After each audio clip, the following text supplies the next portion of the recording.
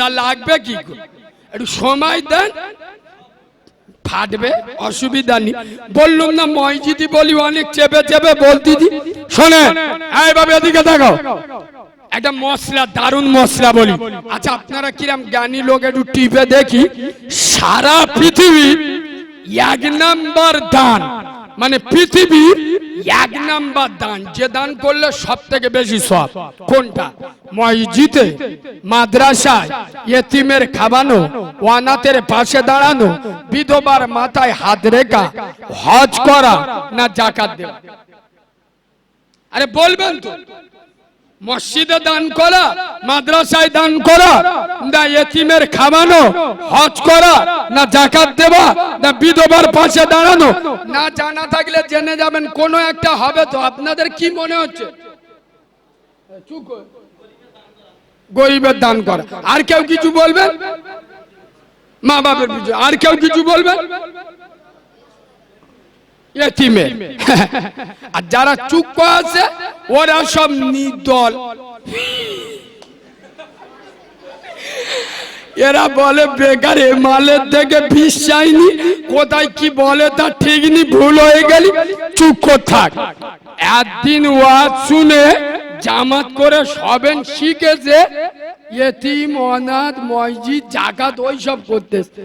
এই বাবু, আমি নবিয়ানা মেম্বারে বসে খুব তার্থহীন ভাষায় চ্যালেঞ্জের সাথে বলে যাচ্ছি, খোদার কসম, মসজিদে দান করা সদগায়ে জারিয়া, কিয়ামত পর্যন্ত কবরে সওয়াব রানিং থাকে। সুবহানাল্লাহ বলুন। মাদ্রাসায় দান করা সদগায়ে জারিয়া, কিয়ামত পর্যন্ত কবরে সওয়াব রানিং থাকে। ইয়েতিমের পাশে দাঁড়ানো বড় সওয়াব, অনাথের পাশে দাঁড়ানো বড় সওয়াব, বিধবার মাথায় হাত দেওয়া বড় সওয়াব, মসজিদে দান করা বড় সওয়াব, মাদ্রাসায় দান করা বড় সওয়াব। খোদার কসম, তার থেকে বড় সওয়াব সারা পৃথিবীর 1 নাম্বার দান বাম্মার হাতে পয়সা দেওয়া। সুবহানাল্লাহ বলেন। খোদার কসম, মসজিদে 10 লক্ষ টাকা দেন আর মায়ের হাতে 10 টাকা দেন। আমি কালিমুল্লাহ ইত্তিসালেন, মসজিদে 10 লক্ষ টাকা দেওয়ার থেকে মায়ের হাতে 10 টাকা দেওয়া আল্লাহর কাছে বেশি দামি। সুবহানাল্লাহ বলে। মৌলবীরা এসে গেপসে চলে গেল, বড় বড় বক্তারা এসে, বাবারা মার পান নিচেই জান্নাত। করিমি সুবহানাল্লাহ বলা দেখলি শয়তানও ঘেবড়ে যাবে, ও শালা। আরে হ্যাঁ, না না, মৌলবীরা এসে ওয়াজ করে না, করে না, মার পান নিচে। এই তলুয়াখালীর মুসলমানের ছানারা কোনদিন মূল্যায়ন করে দেখেছো? বালিশে মাথা দিয়ে, বুকে হাত দিয়ে কোনদিন মূল্যায়ন করেছো যে মায়ের পায়ের নিচে খোদার জান্নাত থাকে, যে মায়ের পায়ের নিচে আল্লাহর বেহেশত থাকে? এই মায়ের পায়ের দাম যদি এত হয়, এই মায়ের মাথার দাম কত? আমি কি বলছি বুঝতে পারছেন না? পাচ্ছেন না? এই যে মায়ের পান নিচে খোদার জান্নাত, মানে আল্লাহর বেহেশত থাকে, মার পায়ের মর্যাদা যদি এত হয়, সেই মায়ের সিনার মর্যাদা কত? কাউরা মার ভাত দেয় না, মসজিদে 20 ব্যাগ সিমেন্ট কিনে দিচ্ছে। দেখেলে দেখেলে দান করব, লোক দেখবে আর জ্বলবে লুসির মতো। শয়তান বলতে শালা আমার থেকে ডবল হারামি। এ বাবু, এ আপনাদের মসজিদে আমি জানি না, ওই রমজান মাসে ইফতারি দেওয়ার সিস্টেম চালু আছে? প্রতিদিন 1-2 করে দেবে। ওই রমজান চালু হয় আমাদের মসজিদেও হয়। আগের জুমায়, মানে রমজান শুরু হয় 1 সপ্তাহ আগে, যে শুক্রবারটা পরে ইমাম সাহেব দাঁড়িয়ে আল্লাহর ওলিদের নামগুলো লেখে কে কবে ইফতারি দেবে। আরে হ্যাঁ, না না, করিম উঠে বলতে, ও হুজুর 3 দিন আমার নাম পর্বত লিখে দাও, লোকে খেয়ে চোখ নীল হয়ে যায়। একদিন কি দেবো? 3 দিন ইফতারি দেবো। কদিন?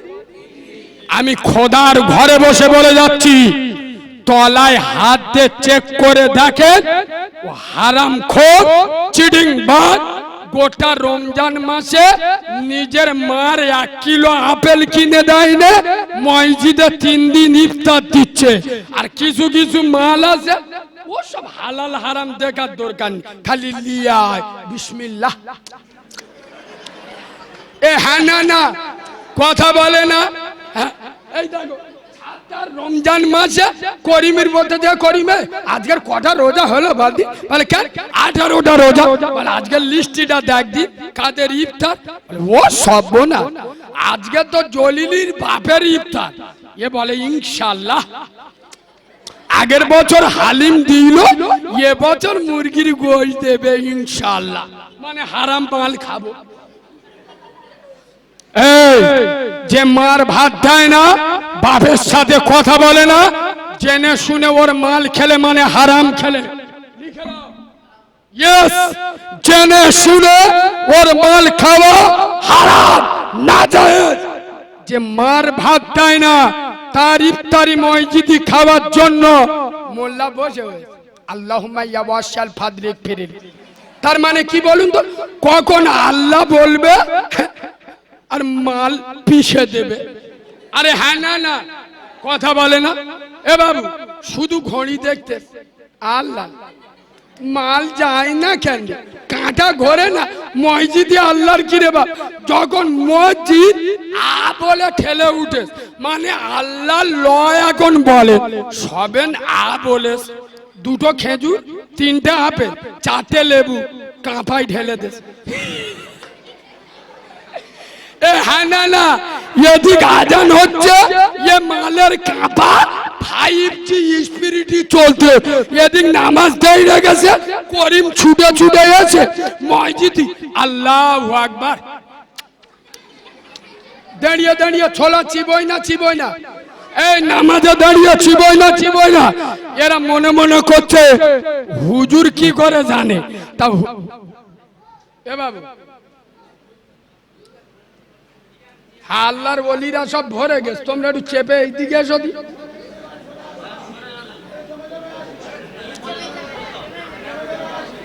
ও বাবু পদে যদি ফেবিকল আটাতে না বসো, একটু সামনে চেপে না। এরা আমার সে ভাষা দেখেন তো, মসজিদি বইসা দিলি সে ভাষা বেরোয়।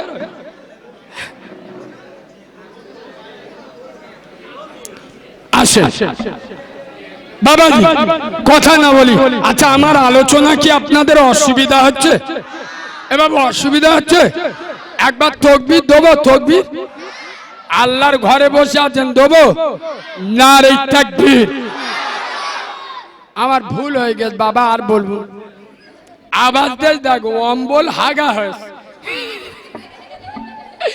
এ বাবু বললি রেগে যাবে, সামনে তো লোকসভার ভোট আসছে, বেলা 3টে পর্যন্ত মাঠে খেটে আল্লাহর কি রে বাপ কি কষ্ট, গাইতে কুলকুল করে ঘাম বেরুচ্ছে, মাল সবেন ঘরে উঠেছে, গ্রামের চেংড়ারা এসে ধরে এ জালালে বিকেল 5টা বাজবে, চালতা বেড়ে হাই স্কুল মাঠে চলে যাবি, দাদা আসবে মিটিং হবে। এ চিটিংবাজ যাবে না? যাবিনি? আর ওই চিটিংবাজের বলে এ বাপ তোর যেখানে ইচ্ছা যা, শুধু আসরের আজান দিয়েছে 4 রাকাত নামাজ, কত 2 ঘন্টা সময় লাগে? কথা বলে না, 4 রাকাত নামাজটা পড়ে তোর যেখানে খুশি সেখানে যা। সারাদিন মাঠে খেটে চোখ হলুদ হয়ে গেছে, আবার নামাজ পড়তে। ঠিক বলছি না ভুল বলছি? তা আল্লাহ বলে তোর স্বভাব তো হাত পাতা, তোর চিটিংবাজি স্বভাব, ওকে না গেলি জব কার্ডের টাকা বন্ধ হয়ে যাবে। তা তোর হারাম খাওয়ার স্বভাব, ওকে যা। খোদার কসম, এ মুসলমান যদি আল্লাহর কাছে মাথা নত করত আর হাতটা যদি আল্লাহর কাছে পাতত, যে হাত আল্লাহর কাছে ওঠে সে হাত দুনিয়ার কারোর কাছে পাততে হতো না। সুবহানাল্লাহ বলো। এই বাবু নবীর মেম্বারে বসে বলছি, আমার কথা অন্যভাবে নেবেন না। আমরা রুজির পিছনে ছুটি না, রেসেক আমাদের পিছনে ছোটে। কেন জানেন? কেন? আমরা আল্লাহর কাজের পিছনে ছুটি। আর কথা বুঝছেন না, বোঝেন না, শুধু মিনিটি মিনিটি ফোন করছে। কালিমুল্লাহ ভাই ফোন পে কোন নাম্বার, মেরে দি, মাল মেরে দি। সোনার বাবাজি, খোদার কসম, আপনি আল্লাহর হবে, আল্লাহ আপনার হবে। তা সেই আল্লাহর নামে এমন আওয়াজ দেবেন, পৃথিবী এর ওপরে কোনো আওয়াজ দুনিয়ায় কোনোদিন দেবেন না। এমন আওয়াজ দেন টুটি ফুটি যান ছিঁড়ে যায়। একটু ঝেড়ে আওয়াজ দেন, নারে তাকবীর। ডান দিকের লোকের একটু আওয়াজ কম, মানে পান বিমল খেয়ে খাই হয়ে গেছে। এ বাবু, বন্দর লোনের টাকা গুনি গুনি চোখে কম দেখতে, এমন আওয়াজ দেন এ শয়তানের চোখ হলুদ হয়ে যাক। নারে তাকবীর, আরো জোরে নারে তাকবীর, নারে তাকবীর। আল কুরআনের আলো, আল হাদিসের আলো, ফুলের সুবাস, চাঁদের হাসি, নামাজ পড়তে ভালো। সুবহানাল্লাহ বলবেন না? এইটা কিন্তু চিটিংবাজি কথা। জুমার নামাজ ছাড়া যারা নামাজ পড়ে না, তারা বলে আমরা নামাজ পড়ছি,